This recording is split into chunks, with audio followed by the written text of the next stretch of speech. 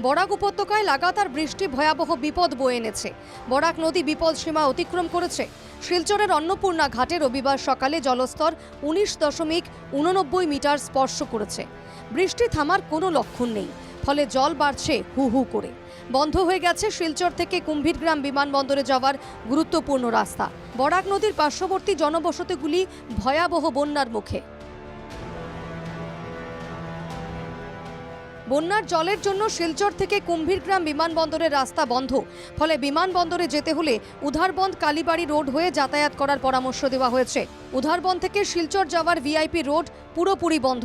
তাছাড়া বিমানবন্দরে যাওয়ার পথে বন্ধ হয়ে যাওয়া অরুণা চা বাগানের কাছে রাস্তায় বয়ে যাচ্ছে জল।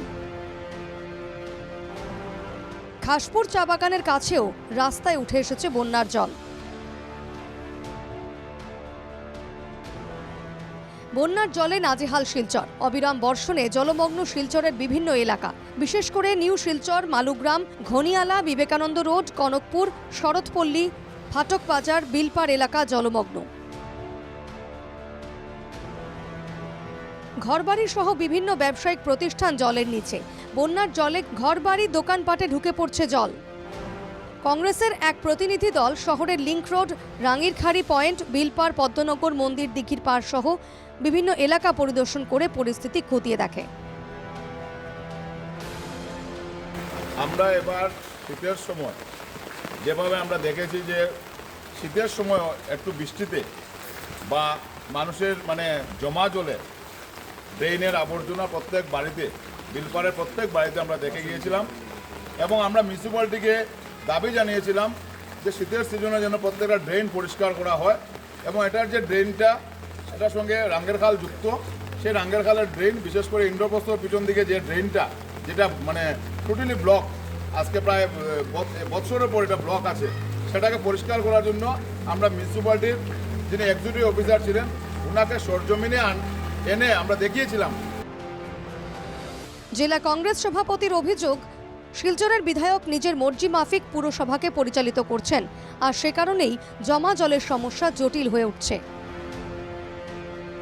আমরা মিউনিসিপ্যালিটির যিনি এক্সিকিউটিভ অফিসার ছিলেন ওনাকে সরজমিনে এনে আমরা দেখিয়েছিলাম যে শীতের সময় মানুষের যে নর্দমার জল, মানুষের নালা নর্দমার যে আবর্জনা, সেগুলো মানুষের ভিতরে গৃহবন্দী হয়ে আছেন, কিন্তু তারপরও সরকারের কোনো হেলদোল নেই, মিউনিসিপ্যালিটির কোনো হেলদোল নেই এবং মিউনিসিপ্যালিটিতে যেহেতু নির্বাচন নেই তাই মিউনিসিপ্যালিটি আধিকারিককে দিয়ে এবং শিলচরের বিধায়ক যেভাবে ওনারা মনমর্জি মতো আজকে পৌরসভাকে চালানো হচ্ছে বিগত 5 বছর ধরে, কোনো জায়গাতে কোনো মিউনিসিপ্যালিটি লেবার নেই।